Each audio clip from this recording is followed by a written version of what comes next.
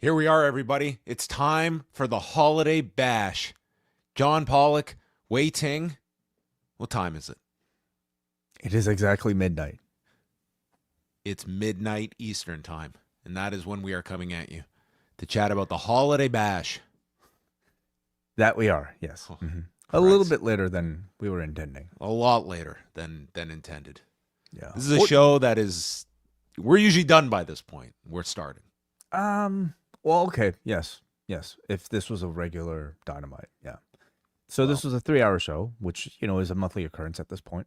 And we were hoping to start at 11:15. But because Triller does this weird thing where, like, for all of these international shows that AEW does, they can't delay. Air it in sync with the U.S. broadcast. I don't understand. Yeah, and it's not like such a big deal that I think anybody has bothered to ask Tony Khan about it, but like it's pretty consistent. And so tonight Triller aired this 3-hour show an hour later, which basically delayed us by however long. So and as a result, we are truncating our XL edition to just have a bit more of a snappier, quicker news portion, and that kind of gave us an excuse to just like make this available for free for everybody. So if you're sampling this, well, this is just a bit of a preview, I suppose, of the types of extended editions we usually do for these shows. Yes, I'm always in this mood. You can get this in XL form every Wednesday as well. It is the holidays, and John is well, a John with no sleep is not always the best. Well, I had to make some adjustments for my my plans, but here we are to chat about the Holiday Bash. We're gonna go through a couple of news items, and then we'll dive into all of the action from Manchester. But we had NXT on Tuesday night that featured a number of matches that have been set up. Mainly Leon Slater winning the Fatal 4-Way match against Dion Lennox, Miles Bourne, and Joe Hendry. So he will challenge Obafemi at New Year's Evil on January the 6th. They have also set up Chelsea Green and Sol Ruca for the episode that will air next week. And in 2 weeks' time, on the last NXT of the year, which will feature their year-end awards, they will have Ethan Page against Moose for the North American title. But the main news coming out of Tuesday's show featured the unexpected title win by Thea Hail, who became the women's, won the championship from Blake Monroe. Yeah. Wins the North American Championship. And it was very evident. You did not need to guess too much that this was not the planned finish, because Thea Hail hit this, her usual, like, springboard, senton, landed right on top of Blake, and just laid on top of her. And the referee's counting 1, 2, and his arm comes down for the 3. And then Blake is certainly late, and she's trying to get her arm up. Thea Hail doesn't know what's going on. It's silent. They start playing Blake Monroe's music. They quickly cut that music. Then they play Thea Hail's music. Now, I'm going to say this one thing here. Sometimes we see it so obvious when something does not go according to plan, and there's somebody that just is reacting of our performance has been ruined. Not Thea Hail.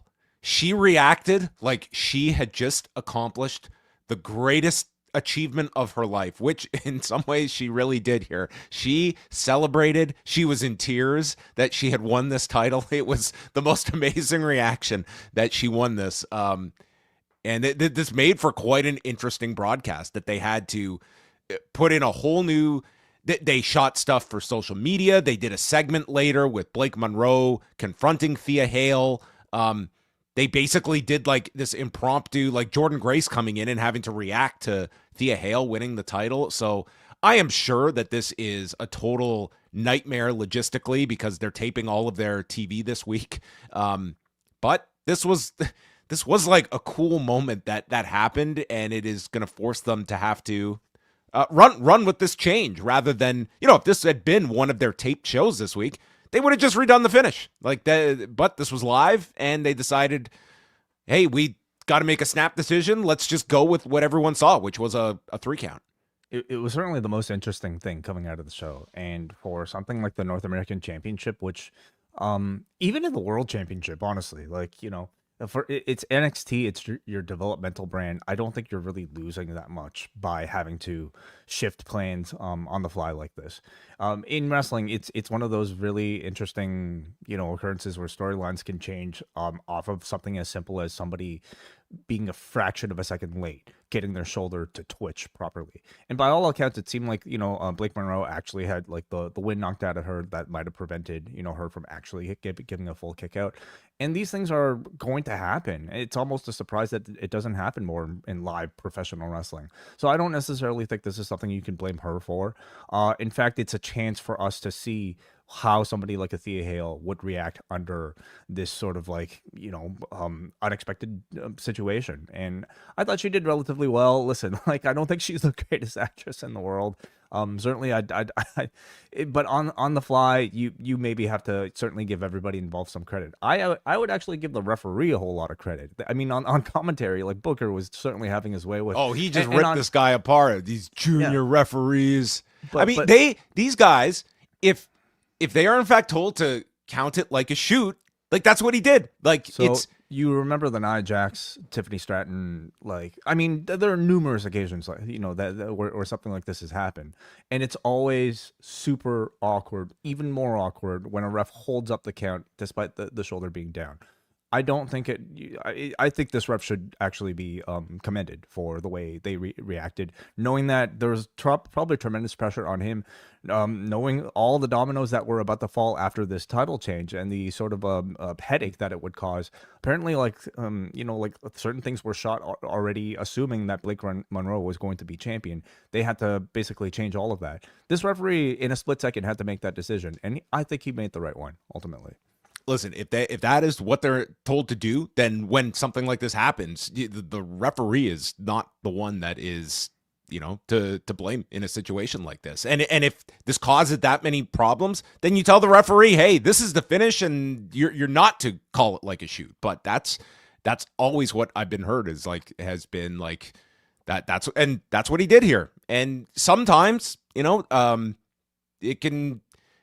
wasn't what was planned, but it's something that you can run with, and it made for an interesting story on Tuesday. Just the whole circumstance of it and how they pivot from this. Yeah, certainly. I'll be like, it's one of the more exciting things about this style of storytelling, the fact that it's written live and can change live depending on something so small. So this is actually, in fact, made things a lot more intriguing. So Tokyo Sports put out its annual year-end awards, and for the first time ever, Saya Kamitani, the first female recipient of the MVP award, is the winner this year. She had the entire year. She was the World of Stardom champion, had those two incredible matches with Tam Nakano, including retiring her back in April.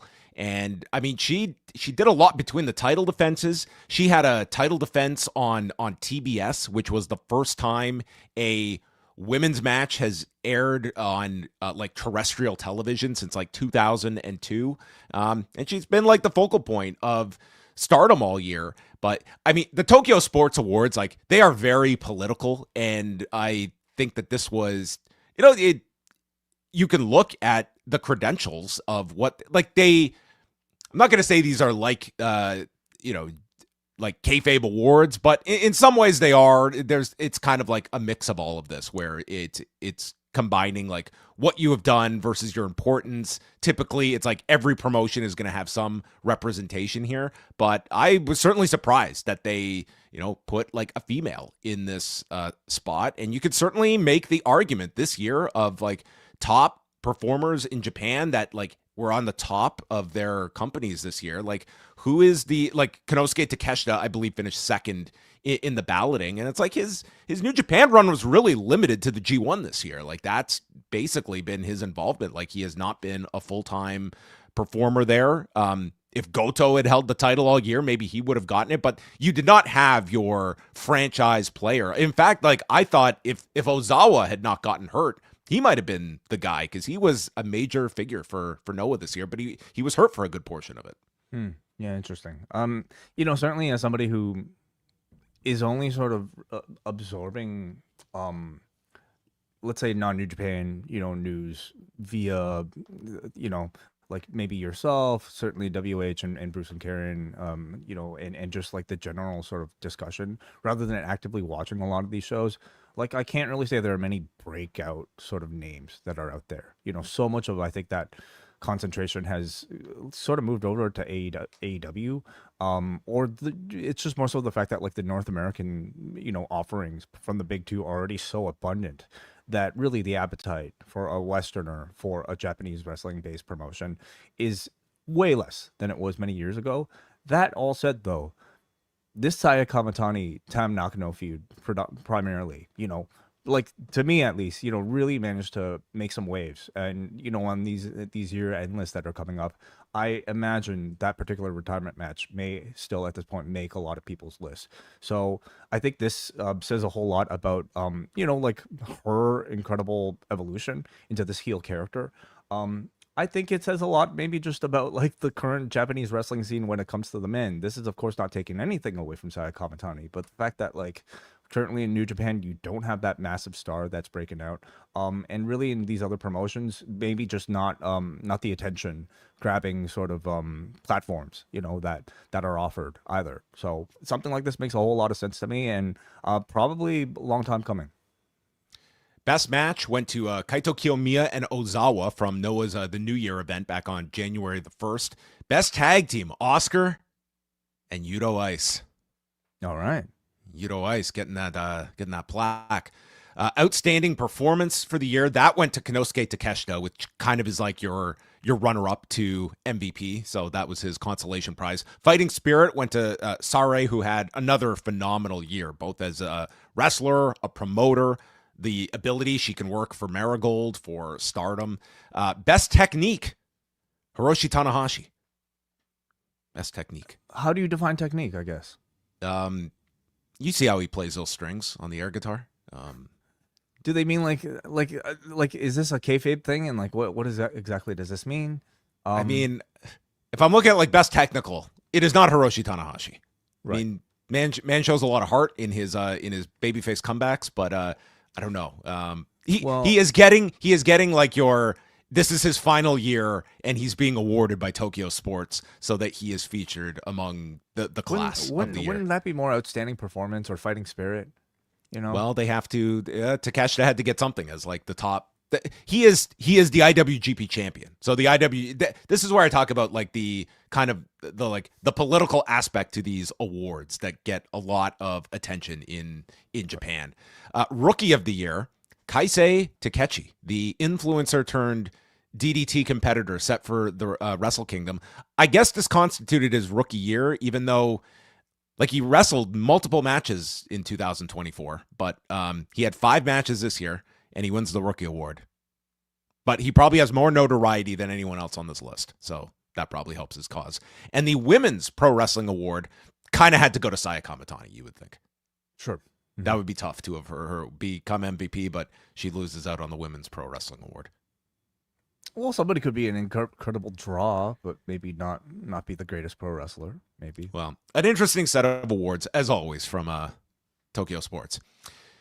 Mick Foley, not a voter for the Tokyo Sports Awards, but he made his voice heard this week.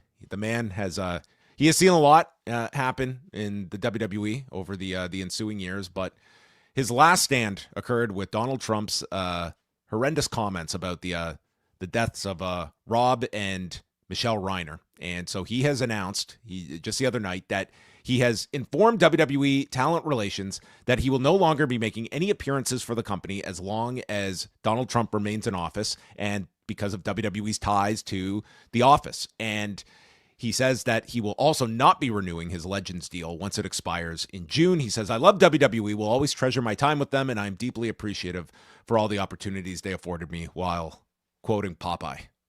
A fitting quote to end things off here. Does it surprise you at all that maybe not so much that if you were to guess of somebody that would actually put some kind of action into their beliefs, that it would be Mick Foley, but the fact that it was this particular incident that was enough for Mick Foley to go to this extent? And granted, I don't know like the significance of like what his Legends deal is paying him, but it's something. It is something that he is opting to forego and at least cast a temporary distance from WWE, which this guy has had his, his separations with WWE over the decades. Right, yeah. Does it surprise me that maybe like this particular incident was the straw that broke the camel's back? Maybe in a way, yes, because like honestly, like I was just as horrified as anybody in reading Trump's truth, whatever you want to call it, post about that.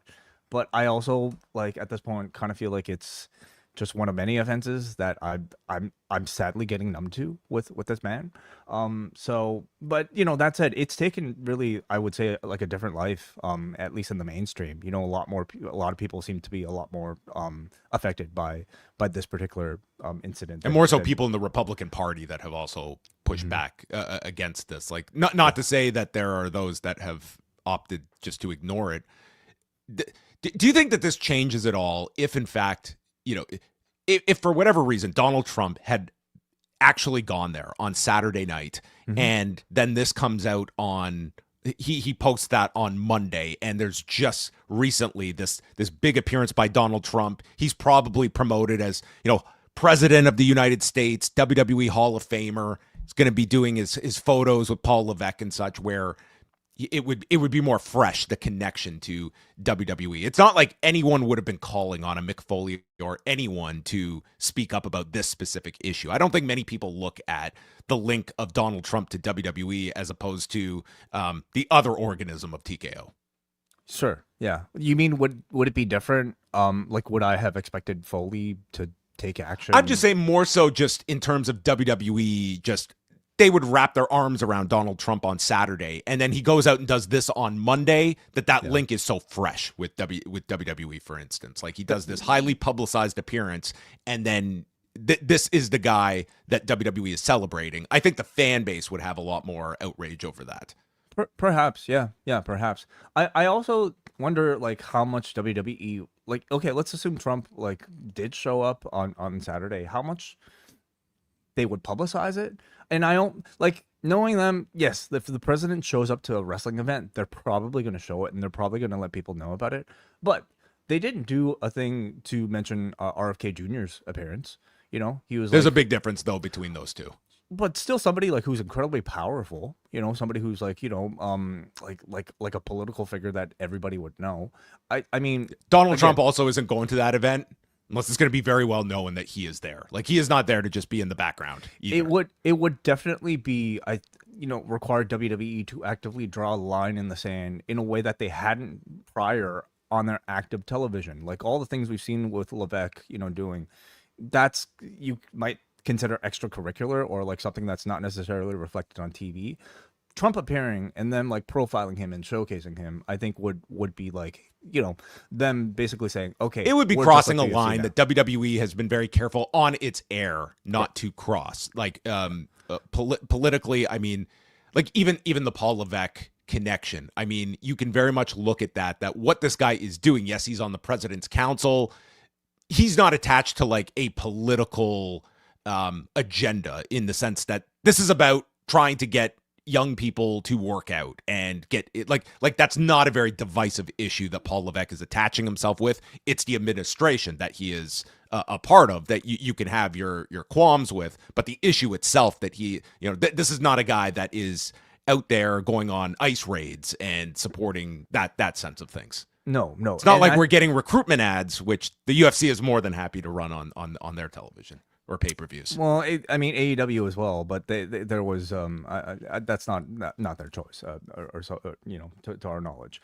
But I think this story is significant because you have somebody who is a significant figure in the industry directly pointing out the calling out the ties between WWE and Donald Trump and this administration, at least to the level that it's problematic for him. And so I think that's pretty significant. A lot of people, I've seen zero criticism really from either side over Mick Foley's decision to do this. And I've seen some like where it was like, why is he leaving now after all the things that have happened? And it's like, you can have whatever opinion you want, but again, we talk a lot about, performers in this industry that are just so afraid to shake any bit of authority, of any power, It's like, here is one of the very few that's opting to do something that comes at no benefit to him. There is not, he could easily have just stomached this, continued to cash his action figure royalties, whatever his Legends deal pays. He's on a good relationship with WWE, but he chose to do something.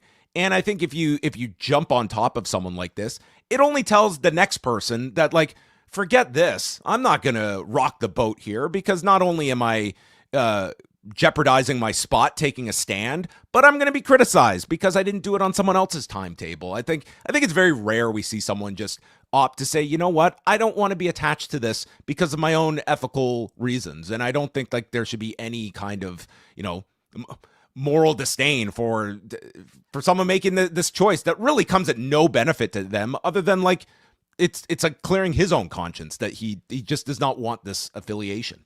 Yeah, and I'm sure he like Mick Foley at this point, he's not an active professional wrestler. I would say he doesn't have that much power in the industry or influence in the industry. What he does have is this Legends deal, and I think his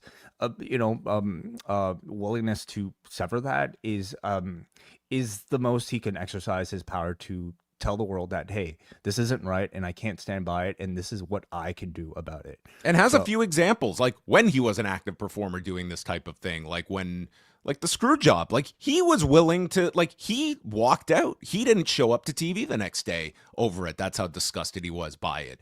And, it was Brett who told him, like, go back to work. Like, and, look at his 1998 and 1999 that he had. And here was someone in November of 97 that was willing to like walk out of the company over that. So, I mean, you can have whatever thoughts you have. And certainly like Mick Foley, like he has been, even when pressed, like he is not going to disparage Vince McMahon. He holds Vince McMahon in very high regard and has spoken as such. But, we will see if this did get like attention because of who it was. And like NBC did a story on this, and it did get some attention.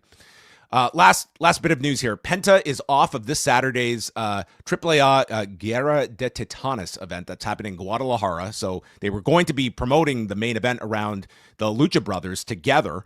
And instead, with Penta's shoulder injury that he sustained on Raw a few weeks ago, it will now be Rey Mysterio, who is teaming with Rey Fenix, taking on Dominic Mysterio and El Grande Americano in the main event. This is like a 20,000 seat building, and the heat for this is going to be off the chart on Saturday night. They're streaming this on their WWE YouTube channel. So you will be able to watch it for free. It's also got El Hijo de Dr. Wagner Jr. defending the Latin American title against Ethan Page. A three-way match for the Cruiserweight title with Laredo Kid, Jack Cartwheel, and Javon Evans. That sounds great.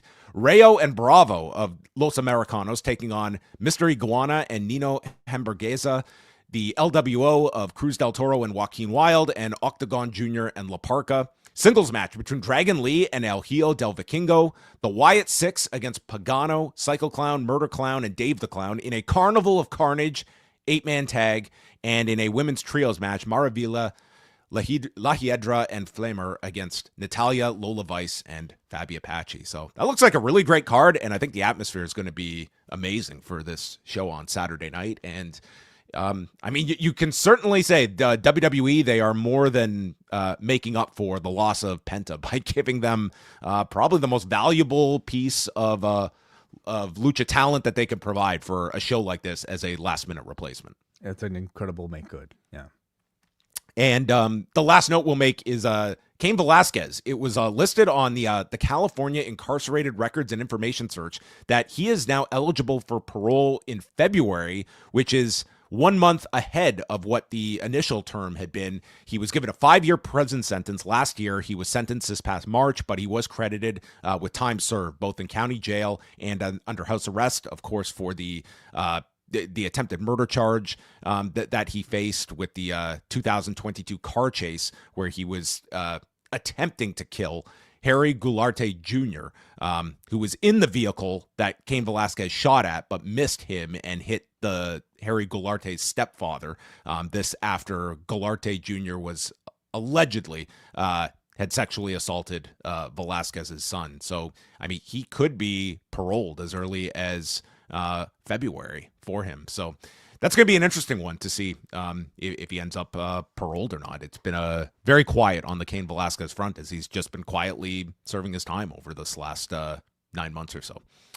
Yeah. If not February, it was going to be March anyway, so a month.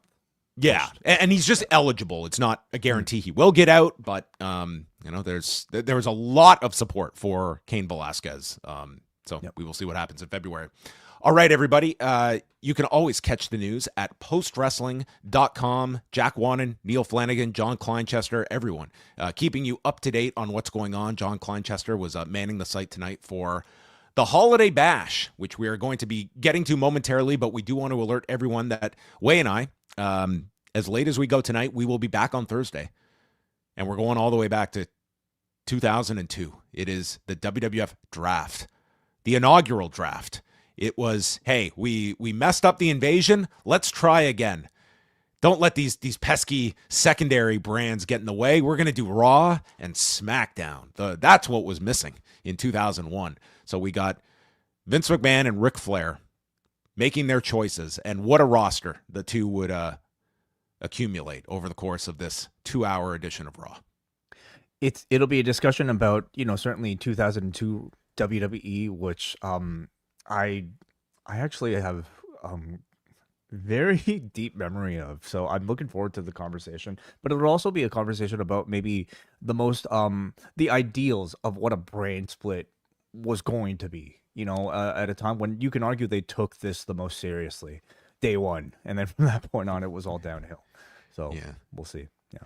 Yes. Find out who is drafted first, who's got a exemption clause in their contract because they've gone home. So much to get to on the 2002 draft. That's coming out Thursday for all members at postwrestlingcafe.com. We are going to Manchester, England at the Co-op Live. 10,815 tickets distributed. One of the best crowds of the year for AEW, and at least their biggest non-pay-per-view crowd since Grand Slam Australia back in February. So, nearly 11,000 people, and they came to watch wrestling, and they got plenty of it. Not just this 3-hour show, but then the 1-hour version of Collision that's going to air on Saturday afternoon, they got taped as well. So they got like 4 hours of wrestling on this show, and they sounded very lively by the end of this 3-hour broadcast. I felt the energy dip a little towards the end, but maybe that was just me. I mean, they were singing for Juice Robinson. Like, yeah, that's true. Juice, there it is. I mean, they were trying. They were still they were still workshopping more chants. But we go way back to the beginning of this show at Jon Moxley and Roderick Strong in the Blue League, where both men are facing elimination with a loss, and they would fight into the crowd.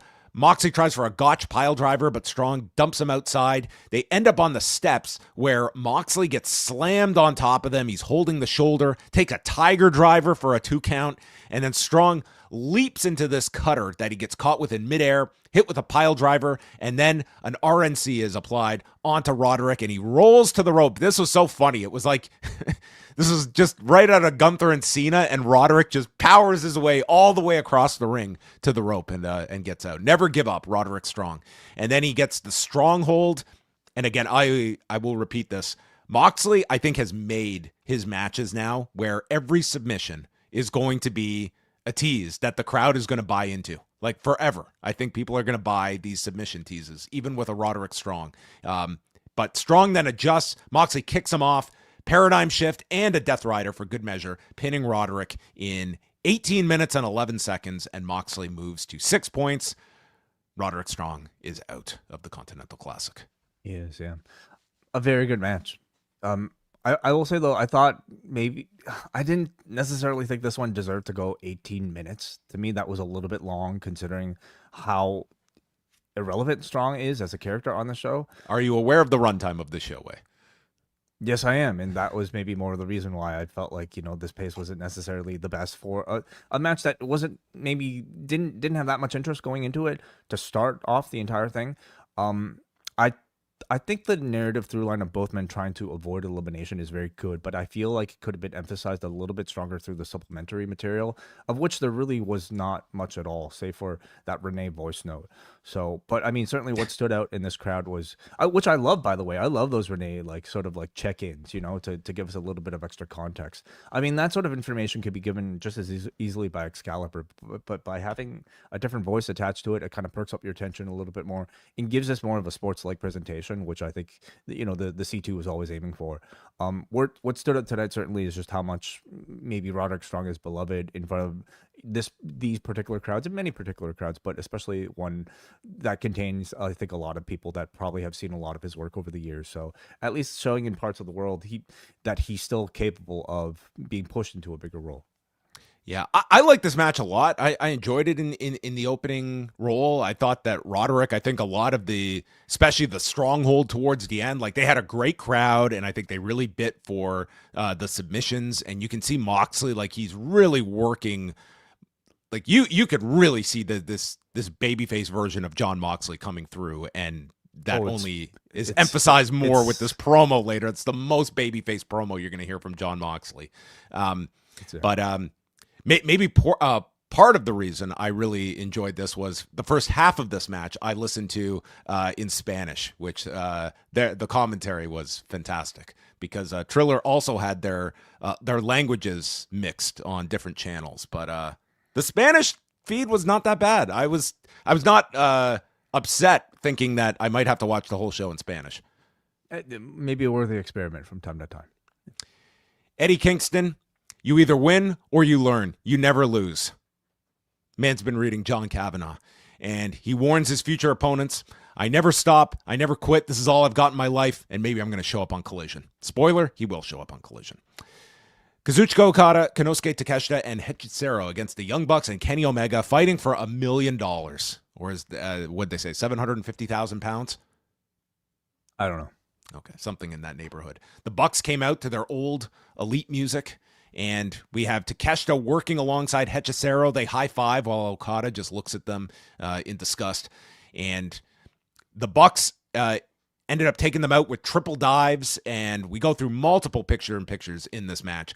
Nick gets tagged. He went in this sequence that started with a Greco-Roman knuckle lock into a flying head scissors, then a Rana off the apron, and then into the ring, charges at Takeshita with a cutter. And then they just polish him off with the risky business. This guy is he's something else to watch. He just flows just from one spot to the next, one guy to the next, and it was just incredible. I rewound this to watch. It was just a thing of beauty here.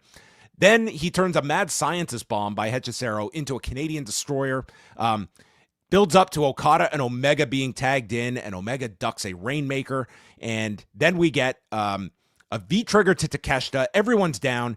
Indy Taker gets stopped with Okada's dropkick to Matt. And then Okada nearly hits Takeshita with the Rainmaker after a duck. And they shove one another. Omega's in with Snapdragons to all of them. And Hechicero is left by his lonesome. Triple super kick by the Elite. V-trigger. And then an assisted one-winged angel with the Bucks working kind of like an Indy Taker into it for the win in 22 minutes and 32 seconds. Great match. I thought the match more than delivered on the standard that you've come to expect from these multi-person matches involving the Bucks. Creative multi-man spots, incredible speed and coordination. And, for me, almost a little bit heartwarming to see Kenny and the Bucks team together again. I don't even remember when the last time it was. I mean, maybe not too far in the past, but still, after all that we've seen through Kenny, I this was kind of heartwarming to see. And if we're gonna put Kenny in like multi-mans to alleviate some of the necessity for him to do all these big singles matches, we could do one of these a month. Yeah. Like, we know Kenny, his physical abilities are likely limited because of his infrequent performing schedule. But in the times when we actually get to see him in the ring, he still wrestles like the same Kenny Omega that we have, like the image that we have of him in our minds. So it tells me that, like, in trying to keep that up, it probably really takes a toll on him. And so I think it makes me appreciate even a trios match like this a whole lot more. Because who knows how long we'll be able to even get to see something like this. So I thought they overall gave us some very good spotlight as well, storytelling wise, on Okada Takeshita, which is the big one coming out of this. Thought they provided some pretty good tension for the two of them. In Okada Omega, continuing to profile that interaction, even though I don't think that's building to anything, but continuing to profile it as this sort of legendary meeting by giving it the appropriate spotlight within the match like this, I thought was very strong. So yeah, you should probably watch this one, everybody. Excellent match. So after the match, there's a Rainmaker delivered, and Takeshita and Okada work together with a Raging Fire Rainmaker combos to each of the Bucks, and then they switch and deliver the move to the other brother. And it ends with Takeshita and Okada shoving one another, and Omega returns to the ring and sends them out with a broom. Mm-hmm. The cleaners got this. Yep. Shivani is out for the contract signing with Samoa Joe, Hangman, and Swerve. So Joe is the first to sign.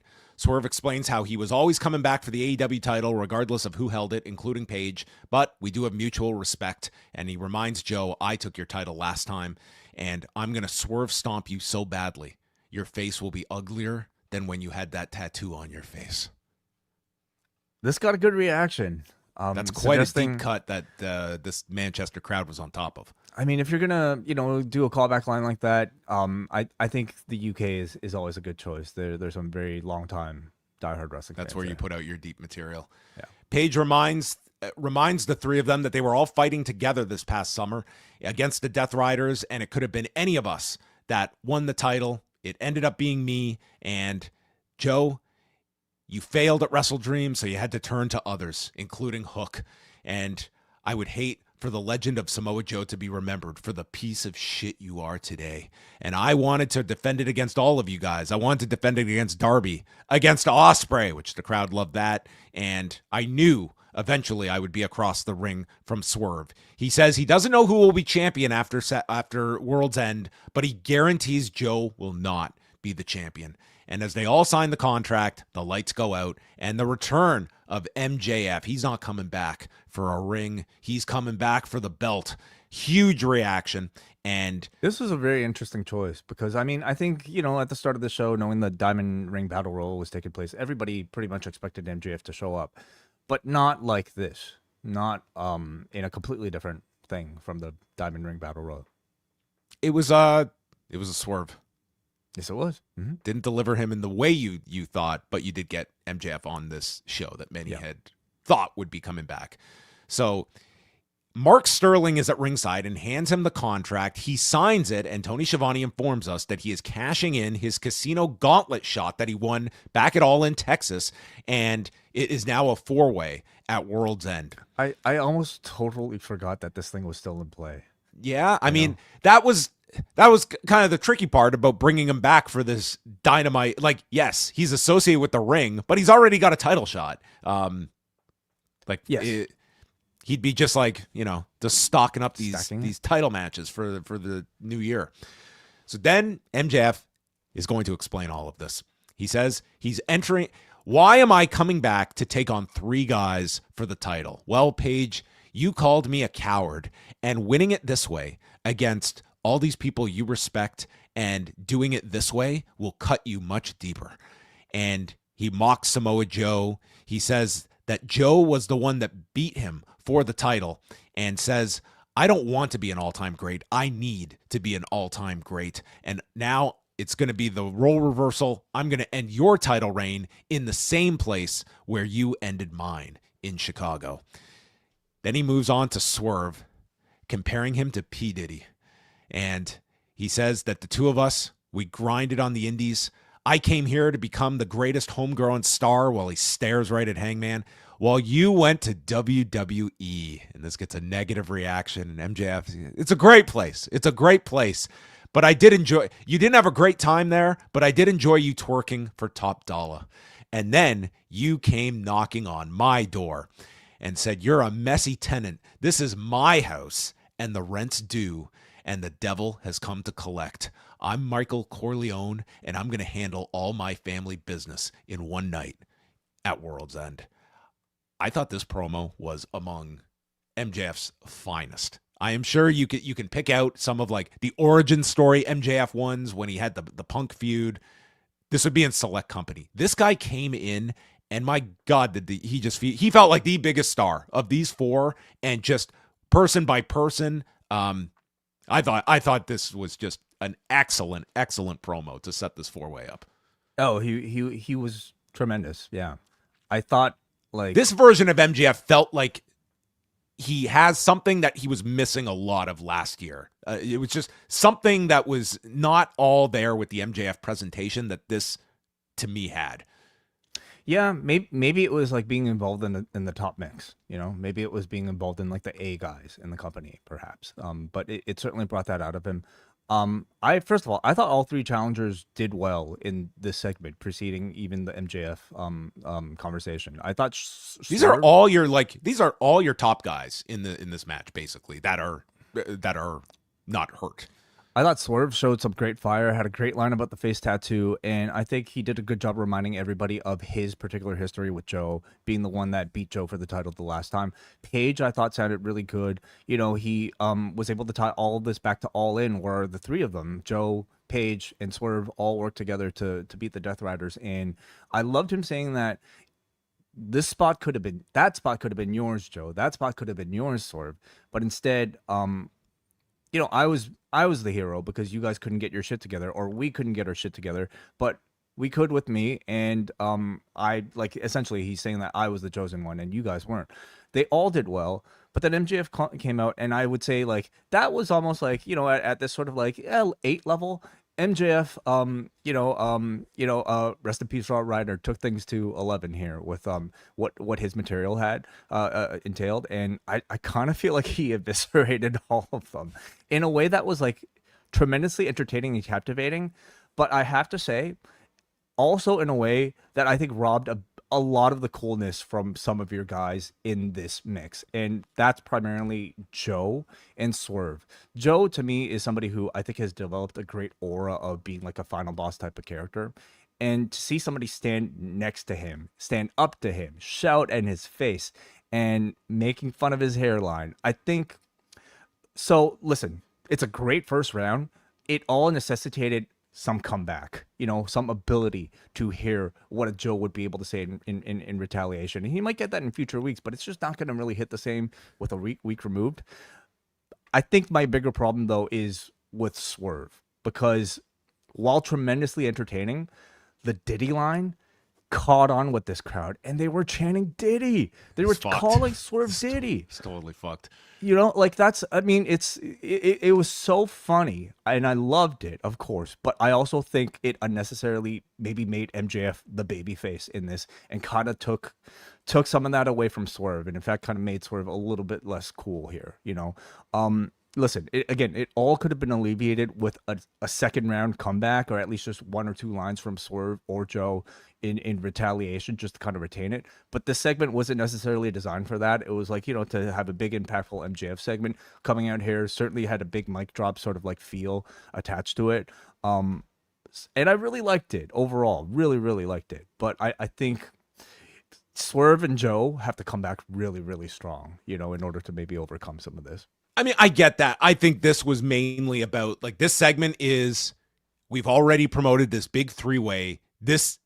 Yes, we have the surprise return, but this segment has to justify why MJF is in this match. So I think that, and you should get, you know, some, like, final segments before the pay-per-view. But I felt by the end of this, it's like you've upped the star power. I feel like this is a really big main event for AEW, going into their final pay-per-view of the year. And I think you added to that with what was a really great promo, and what, like, you're pretty much like with an Ospreay out, like, you're putting all your big guns into this match. And I'm more so interested in, like, what this, you know, AEW's pay-per-views since going to HBO Max, like, they've held up really well. And I'm curious to see what this pay-per-view with, like, a big main event like this, plus the culmination of a month of your booking with the Continental Classic, like, if that takes them above their kind of normal level that they are doing.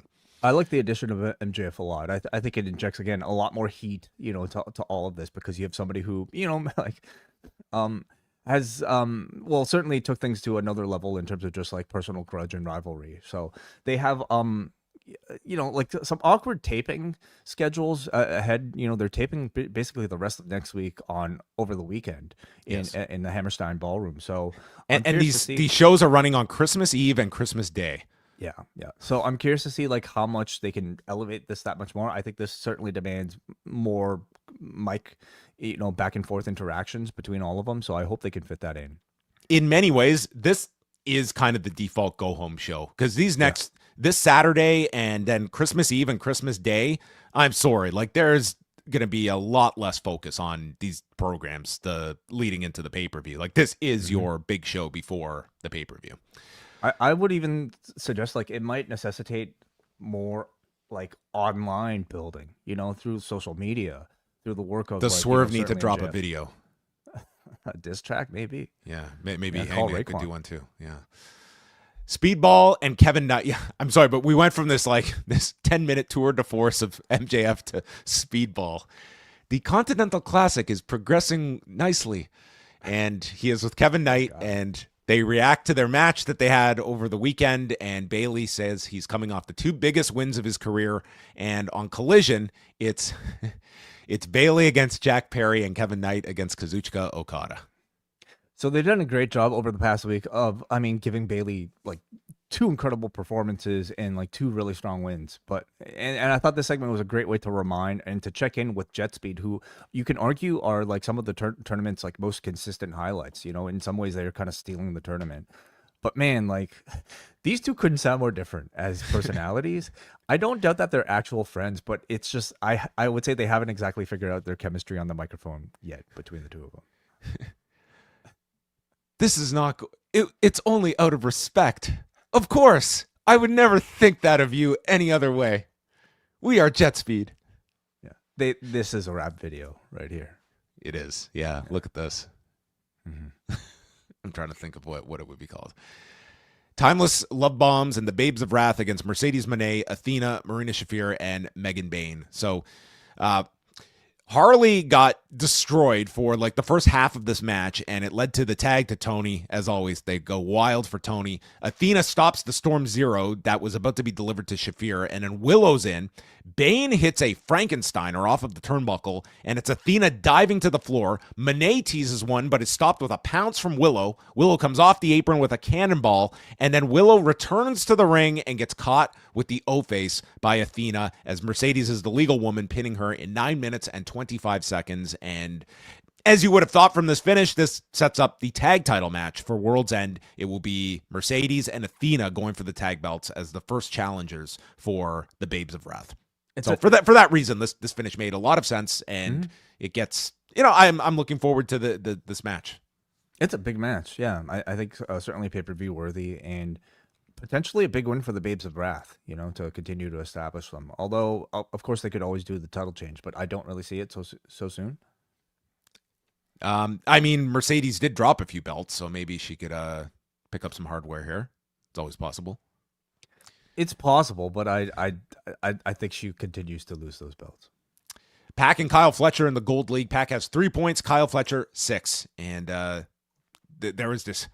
These two murdered each other with this double clothesline spot as they're coming back from picture-in-picture.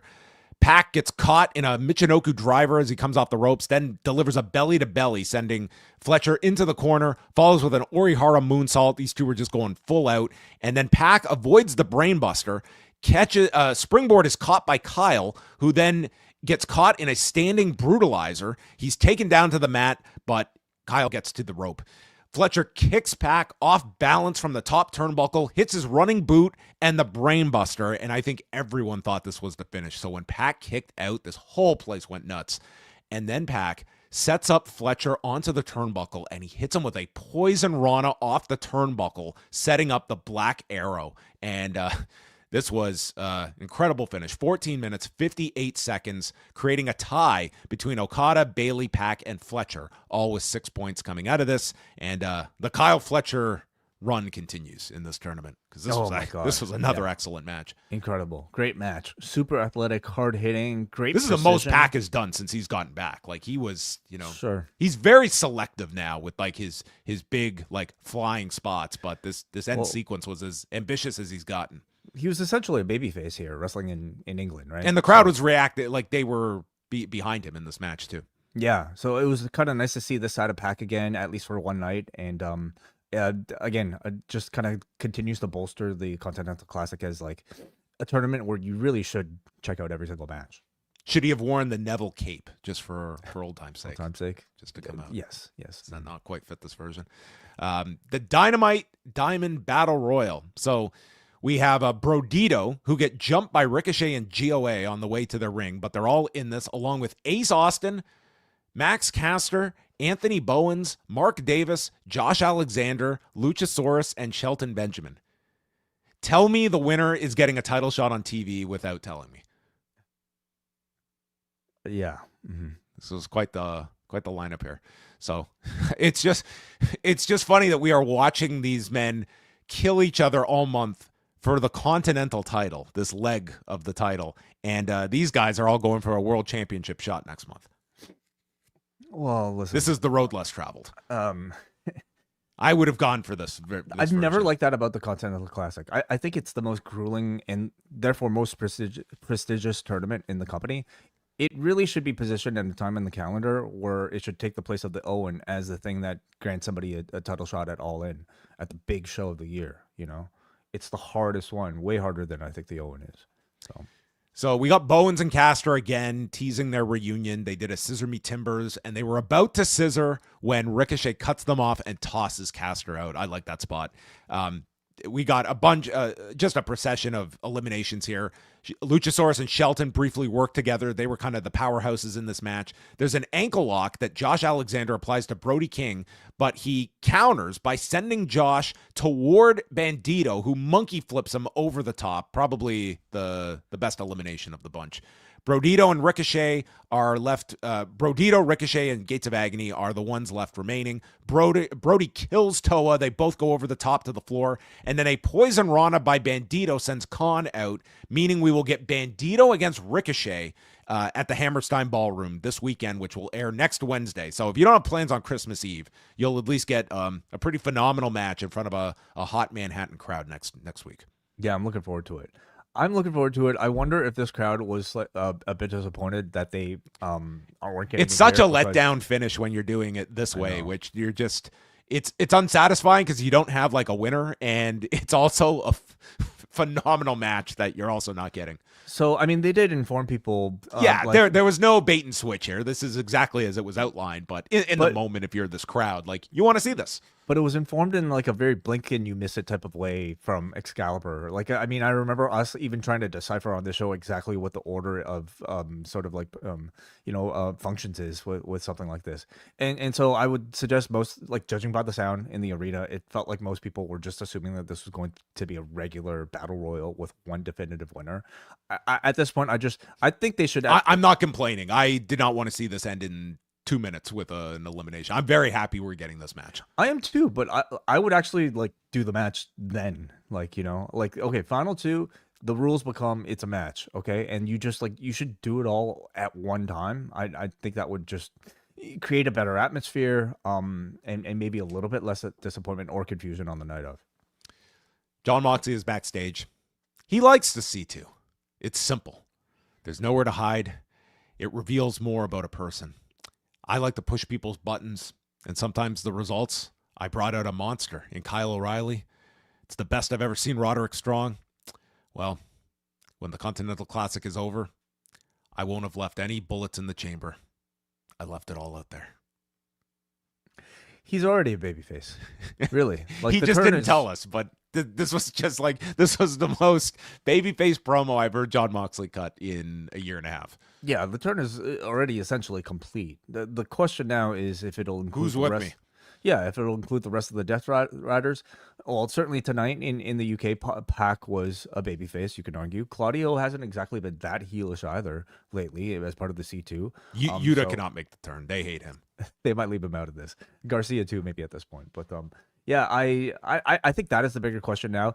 Of course, all of this could be a swerve, and that he might just be intentionally, trying to rile us up to set us up for bigger disappointment in the future. It's going to suffocate someone with a bag, isn't he? Who knows? Who knows? But I'll say, like, I think Moxley continues to be the most compelling character, maybe on the show for me, throughout these past months. Yeah. I think there's a really interesting lesson to, like, I constantly watch this character in such a different way post Kyle O'Reilly feud. Like, to me, that's the most surprising, like, program that I think so over delivered from what was on that night felt like just a throwaway, keep Jon Moxley busy type of match. And to me, it's added such a dimension to his character that he's vulnerable to a submission ace. This guy's got his number. And I just think it's added like a certain difference to Jon Moxley. Like, he's not this protected figure that can never lose in any situation. And I think it's just added so much more interest to the Moxley character.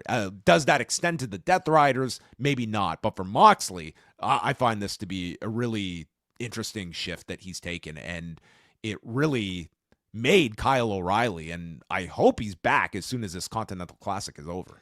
If you want to go like far with Moxley as a babyface, I think the move would be to have him be a solo guy, with the Death Riders turning on him. Of course, the question is when, and we go to, because this is a live show, we go to our super chatter from Jake from the Windy City, who actually asked, thank you, Jake, for this $5 support. He says, evening, fellas, when do you think the Death Riders may turn on Moxley, or would you not do that? I think that so the question would be, where do you go with the Death Riders post Moxley? Like, are they just in this sea of the Don Callis family, the Ops, and then this makeshift Death Riders group?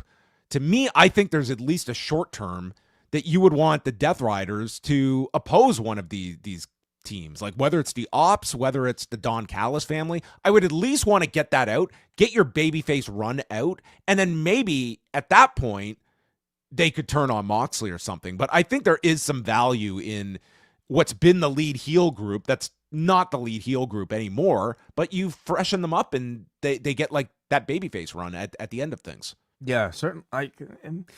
The audience, the question is whether or not the audience will take to them. And I feel like there's a strong chance they will. I mean, you're talking about just some very talented professional wrestlers.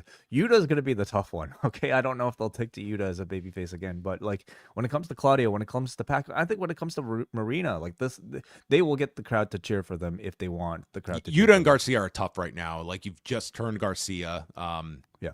It's not like a clean shift as opposed to if it was just like the core group members before. Well, Yuta's a core member, but the time you want to really like have this sort of faction intact is like heading towards Anarchy in the arena. Well, Blood and Guts, like they've kind of pushed later in the calendar, so that's not as big. They can come up with a reason to have a bloody showdown. Yeah. Can they hold off for that long though? Can they run with them potentially as a babyface group for that long? Or is the big money in Jon Moxley as a singles guy babyface right now?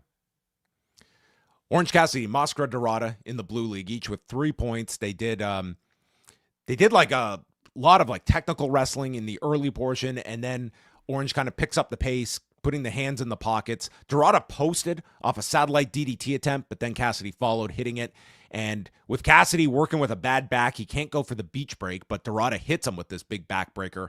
Orange punch gets avoided, and then Dorada tries for a tornillo off the top. This wasn't quite smooth, going into an arm drag, and then he tries for like a cradle, but Orange Cassidy counters it with a crucifix, catching Dorada in 11 minutes and 12 seconds, and Cassidy moves to 6 points. He is now tied with Jon Moxley in the Blue League. I really like this match, in particular, like the style of match that they chose to have. I mean, very different from anything else on the show. Yeah, well, that's what Dorada brings to like his types of matches in this tournament. But in this match in particular, I mean, they worked it it's a technical match, very different from the rest of the Continental Classic. And I think like it was a great showcase of both of their technical ability. I mean, I've been watching Orange Cassidy at this point like every week for like 6 years or something. And I continue to just be so impressed by him as a pro wrestler. His consistency and his versatility are incredible. And I think that's often overshadowed by his gimmick. But as a pure pro wrestler, I think he's outstanding. And they mentioned Dorada's only 4 years in. Yeah. That can't be right. That's amazing. Yeah.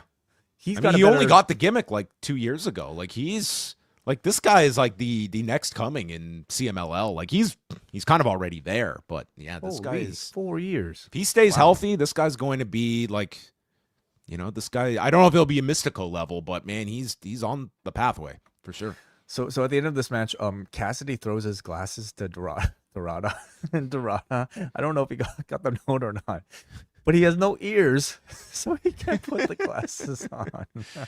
Yeah, it was symbolic. He wasn't meant to literally be utilized. He tried to just gave up and just like rolled out of the ring. No, that's. I hope the next tournament match he comes out wearing these somehow. Yeah, or holding tape. them. Lexi Nair spoke to Mone and Athena. That's where they issue the challenge, and it is made for World's End. Plus, Mercedes will defend the British women's title on Collision on Saturday. Do we state the opponent, or do we avoid that? Do we state it? Yes. Yeah. No, you're saying that. So I never know how these how folks are going to react. I feel it's somewhat newsworthy, but it's Alex Windsor. Okay, like so okay. what? Like that should make you more excited to watch the match. I don't think that like are people going to claim that this is like Saturday afternoon. God knows if people are even going to find this show. But there you go. That's coming up on Saturday. Jamie Hayter and Isla Dawn. Dawn took like 80% of this. She was just like in control for most of it, and then Hayter pops off the shoulders, and then she goes for the Haterade, and Isla's like blocking it, and then Hayter like just like deadlifts her up to hit this Haterade, and it is the ugliest Haterade you've ever seen, to the point that she just lifts her up to hit a second one and pins her in 646. I don't think it was meant to be the Haterade. I think that was supposed to be the Hate Breaker, which is her backbreaker. They screwed it up the first time. The second time, I don't know what happened, but because like Dawn ended up landing on her back to the mat, and like Hayter's leg looked to be you're right. I'm confused on my Haters maneuvers. These are you're right. Was weird. It was very clunky, and it looked like she just called on like that looked terrible. Let's do it again. But they shook hands afterwards. Jamie Hayter gets the win, setting up, going into the women's title match at the pay-per-view. She gets jumped by the Sisters of Sin.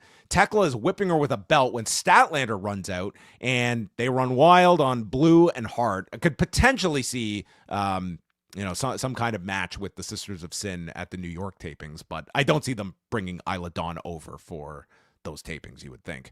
And then it ends, Statlander double suplexes Blue and Hart, tombstone to Sky Blue, and then Jamie Hayter misses and nails Chris Statlander by mistake with the Haterade, but doesn't really care and lifts up the belt. Mm-hmm. That should be most people's reaction. I think people way overreact when they hit someone. Yeah, of course. It's a contact sport after all.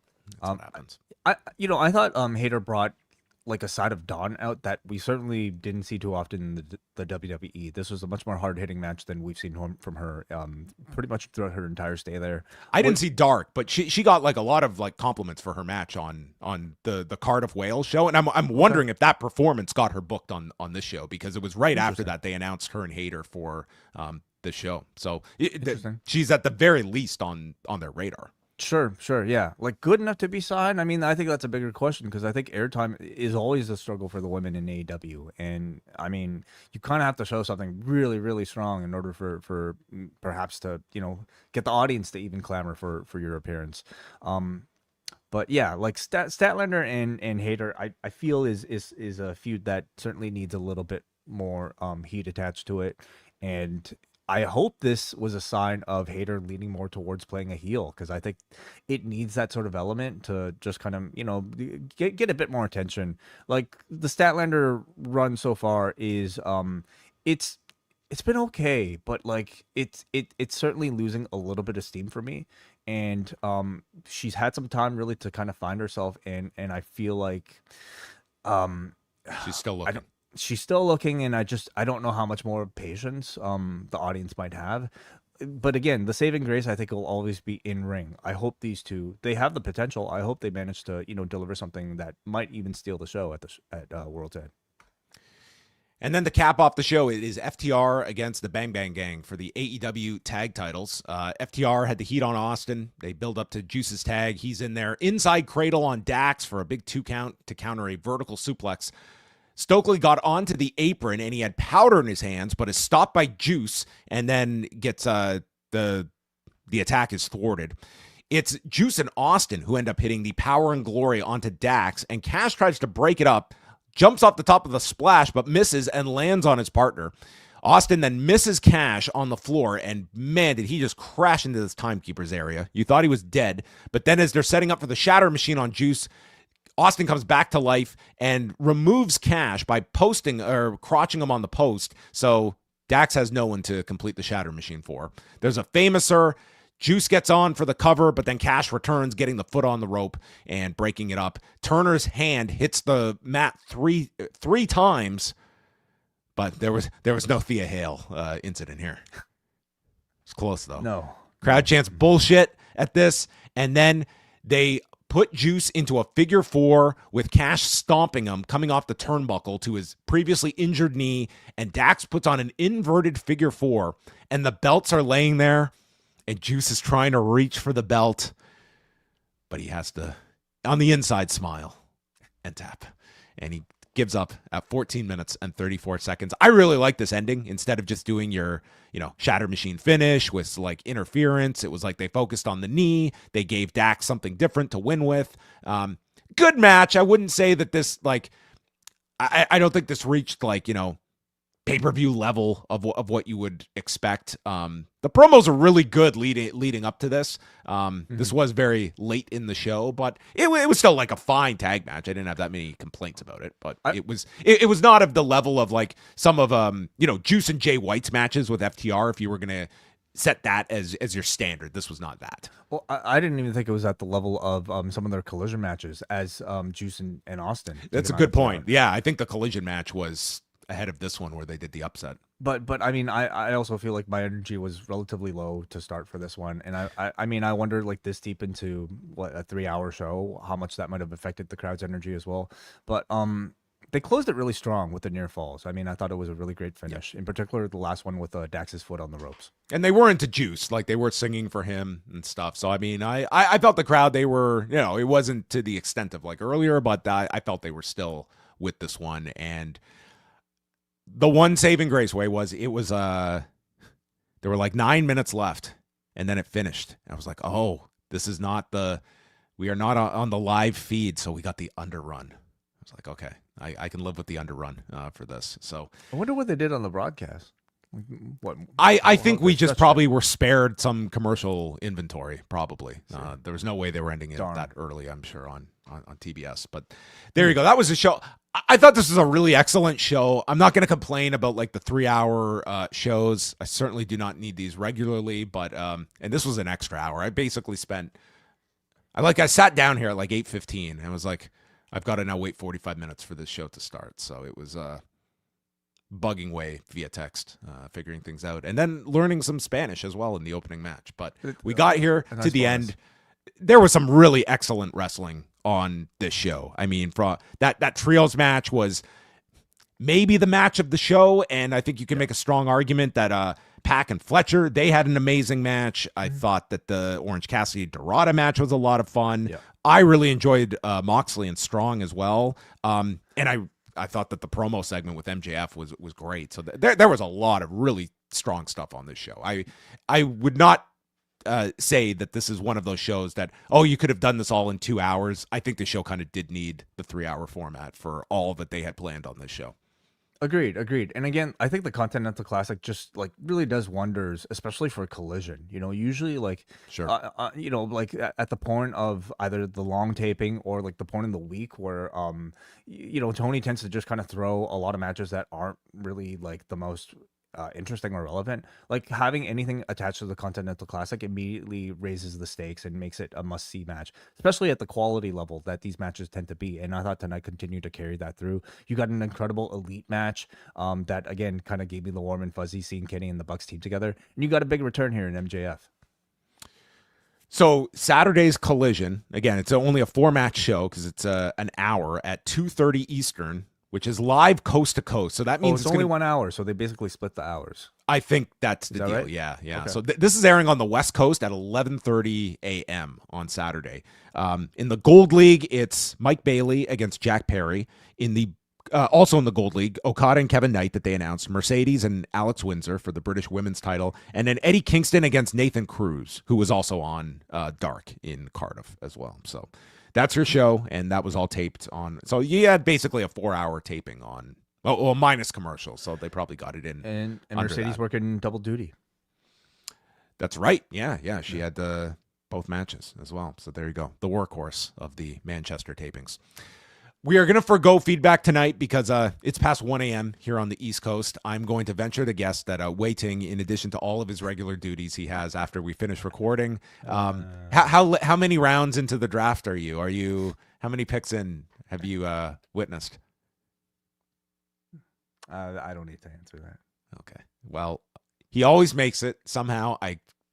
God knows how he does this, but he will be with us on Thursday to chat the draft from March of 2002.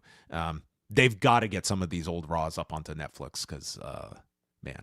How do you recommend people find this one? Oh, Jesus. It's on Daily Motion, but okay. God, do I hate that service. I hate Daily Motion. I downloaded some ad blocker, and it did something to my system, and I don't know what I'm doing, Wai. You need to just rescue me. Let that be part of the experience, I suppose. Maybe send your messages to Netflix to get them to get that up there. But yeah, this is, again, for many people that might be listening to our free edition, just a bit of a sampling of the XL editions that we usually do after every single Monday, Wednesday, Friday, covering these shows. News chat that actually wasn't all that truncated. No, today, I always say that's okay. That's totally fine. I've got to get your opinions, Wai. I need to hear your thoughts. And then after these shows, we usually do feedback from our Post Wrestling Cafe audience. So that's not necessarily today, but on Friday, we'll certainly be back with all of that. Yes, regular time and format on Friday for Rewind to SmackDown. So all of that is coming up this weekend. Plus, the NWA podcast will be live on a Sunday night with Nate Milton and company with their Christmas special. And I'll make one last note that the jingle contest, the deadline is Monday, December the 22nd. Submit all your jingles by noon Eastern on Monday. You can submit them at forum.postwrestling.com. You can post them in the thread or send them directly to me, john@postwrestling.com. We don't have too many guidelines, but we do have some suggestions for there. Post them up by Monday. They will all be played on the Post Wrestling Christmas show, and we will crown a winner. All right, that's it for us. Thanks to everyone for staying up late with us for Rewind-A-Dynamite.